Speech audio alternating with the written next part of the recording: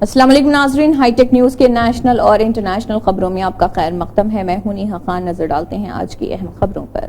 ہندوستانی شادیاں ہمیشہ شان و شوکت کے ساتھ کی جاتی ہیں اور ہر خاندان اپنی حیثیت سے زیادہ خرچ کرنے کی کوشش کرتا ہے۔ یہی وجہ ہے کہ ایک ہندوستانی خاندان شادی کی تقریبات پر اوسطاً 12 لاکھ روپے تقریباً $14,500 خرچ کر رہا، جو کہ فی کس جی ڈی پی $2,900 سے 5 گنا زیادہ ہے۔ ایک نئی رپورٹ میں انکشاف کیا گیا کہ یہ 4 لاکھ روپے کی اوسطاً سالانہ گھریلو آمدنی سے 3 گنا زیادہ ہے۔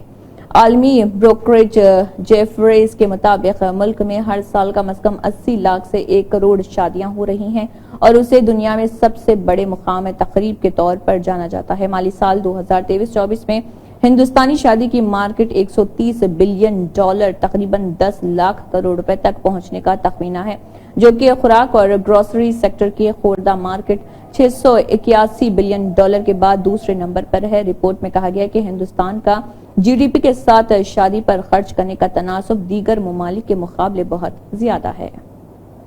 آل انڈیا مجلس اتحاد المسلمین کے قومی صدر اور حیدرآباد سے رکن پارلیمنٹ اسد الدین اویسی کے خلاف صدر مملکت دربدی مرمو سے شکایت کی گئی ہے۔ ایڈوکیٹ ونیت جندل نے ایک سوشل میڈیا پوسٹ میں دعویٰ کیا کہ انہوں نے آئین ہند کے آرٹیکل 103 کے تحت صدر کے سامنے شکایت درج کرائی ہے، جس میں فلسطین کے تئیں اپنی وفاداری دکھانے کے لیے اویسی کو آرٹیکل 102(4) کے تحت نااہل قرار دینے کا مطالبہ کیا گیا ہے۔ ان کے علاوہ ایڈوکیٹ ہری شنکر جین نے بھی صدر دربدی مرمو سے اسد الدین اویسی کے خلاف شکایت کی ہے اور ان کی نااہلی کا مطالبہ کیا ہے۔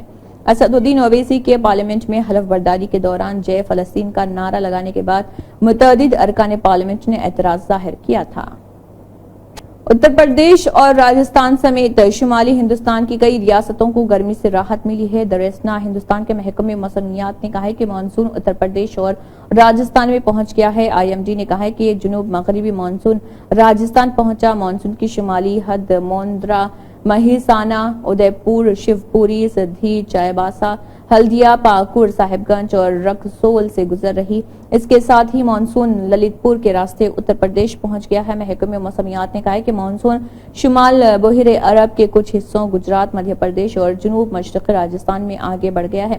محکمے نے کہا ہے کہ ایسی صورتحال میں اگلے 7 دنوں میں مغربی راجستھان میں بعض مقامات پر ہلکی سے درمیانی بارش کا امکان ہے۔ کینیا میں جاری پرتشدد مظاہروں کے درمیان ہندوستان نے افریقی ملک میں موجودہ کشیدہ صورتحال کے پیش نظر اپنے شہریوں کو انتہائی احتیاط برتنے کا مشورہ دیا۔ کینیا میں ہندوستانی سفارت خانے نے پوسٹ میں کہا، موجودہ کشیدہ صورتحال کے پیش نظر کینیا میں تمام ہندوستانیوں کو مشورہ دیا جاتا ہے کہ وہ انتہائی احتیاط برتیں، غیر ضروری نقل و حرکت کو محدود کریں اور حالات کے معمول پر لوٹنے تک احتجاج اور تشدد سے متاثرہ علاقوں میں جانے سے گریز کریں۔ ہندوستانی ہائی کمیشن نے کہا ہے کہ کینیا میں رہنے والے ہندوستانی شہریوں کو اپ ڈیٹس کے لیے مقامی خبروں اور مشن کی ویب سائٹ اور سوشل میڈیا ہینڈلز کو فالو کرنا چاہیے۔ حکومت ہند صورتحال پر نظر رکھے ہوئے ہیں۔ ایک سرکاری اندازے کے مطابق اس وقت کینیا میں تقریباً 20,000 ہندوستانی مقیم ہیں۔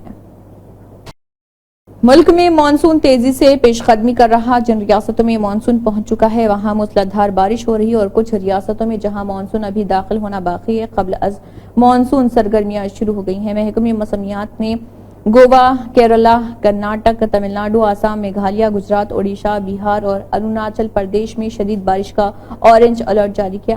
آئی ایم ڈی کے تازہ ترین اپ ڈیٹ کے مطابق جنوب مغربی مانسون شمالی بحیر عرب، ریاست گجرات اور مدھیہ پردیش کے کچھ مزید حصوں اور جنوب مشرقی راجستھان کے کچھ حصوں میں آگے بڑھ گیا ہے۔ مانسون کے اگلے 3 تا 4 دنوں میں راجستھان، اتر پردیش اور دیگر علاقوں میں آگے بڑھنے کا امکان ہے۔ مانسون جلد ہی اتر پردیش میں بھی پہنچ سکتا ہے، جبکہ دہلی میں بھی اس کے 30 جون کے آس پاس داخل ہونے کا امکان ہے۔ سی بی آئی نے دہلی شراب پالیسی کے مبینہ گھوٹالے معاملے میں دہلی کے وزیر اعلیٰ اروند کیجریوال سے 2 دن تک پوچھ تاچھ کی ہے۔ رپورٹ کے مطابق سی بی آئی نے گزشتہ روز تہاڑ جیل میں اروند کیجریوال سے تقریباً 1.5 گھنٹے تک پوچھ تاچھ کی۔ اب انہیں بدھ کو یعنی آج عدالت میں پیش کیا گیا اور مرکزی تفتیشی بیورو نے تہاڑ جیل میں وزیر اعلیٰ اروند کیجریوال سے پوچھ تاچھ کی تھی اور ایکسائز پالیسی کیس سے متعلق ان کا بیان ریکارڈ کیا تھا۔ سی بی آئی نے کیجریوال کو متعلقہ ٹرائل کورٹ میں پیش کرنے کی اجازت بھی حاصل کی اور عام آدمی پارٹی کے راجیہ سبھا کے رکن پارلیمنٹ سنجے سنگھ نے مرکزی حکومت پر اروند کیجریوال کے خلاف ایک بڑی سازش کا الزام لگایا ہے۔ ओम बिरला एक बार फिर लोकसभा के स्पीकर बन गए हैं। ऐवान में उन्हें सूती वोट के जरिए स्पीकर मुंतखब किया गया। बिरला के लोकसभा के स्पीकर मुंतखब होने के बाद रिवायत के मुताबिक वज़ीर-ए-आज़म मोदी और अपोजिशन लीडर राहुल गांधी ने उन्हें कुर्सी तक पहुंचाया। वज़ीर-ए-आज़म मोदी और लोकसभा में कायद हिज़्ब इख्तिलाफ राहुल गांधी ने स्पीकर का ओहदा संभालने के बाद ओम बिरला को मुबारकबाद पेश की। रिपोर्ट के मुताबिक लोकसभा की कार्रवाई सुबह 11 बजे शुरू हुई तो हलफ लेने के लिए सबसे पहले उन 9 मुंतखब अरकान पार्लियामेंट के नाम पुकारे गए जिन्होंने अभी तक पार्लियामेंट की रुकनियत का हलफ नहीं लिया था।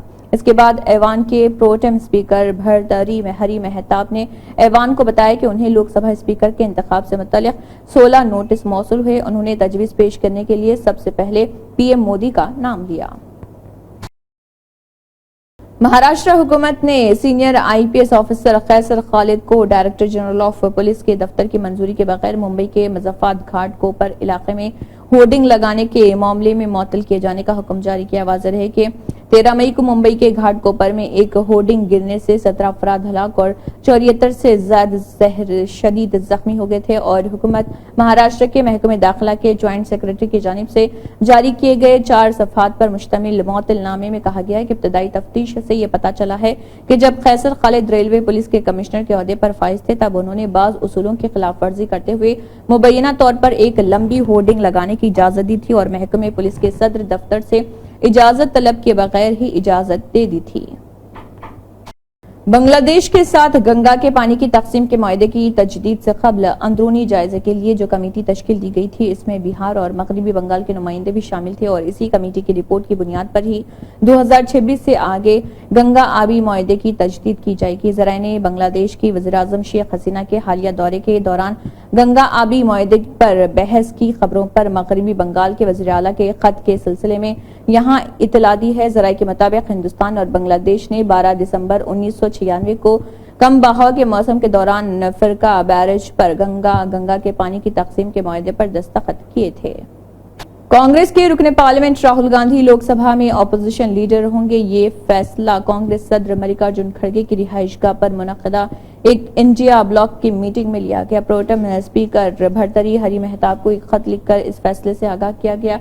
गांधी खानदान को ये ओहदा तीसरी बार मिला है। वाज़ेह है कि 10 साल बाद कांग्रेस को अपोजिशन लीडर का ओहदा मिला है क्योंकि 2014 और 2019 में कांग्रेस के पास अरकान पार्लियामेंट की इतनी तादाद नहीं थी कि वो अपोजिशन लीडर का ओहदा हासिल कर सके।